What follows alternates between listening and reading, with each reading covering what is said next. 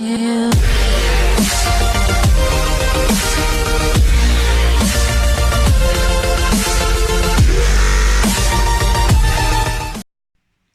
Hey guys, welcome back to our channel hair school. I am Suman. Friends, कैसे हैं आप? Friends, सबसे पहले तो मैं आपको कहना चाहूँगी कि अगर आपने अभी तक हमारे चैनल को सब्सक्राइब नहीं किया है तो प्लीज़ हमारे चैनल को सब्सक्राइब करें। ये जो साइड में रेड बटन है, आप इसे दबा करके हमारे चैनल को सब्सक्राइब करें।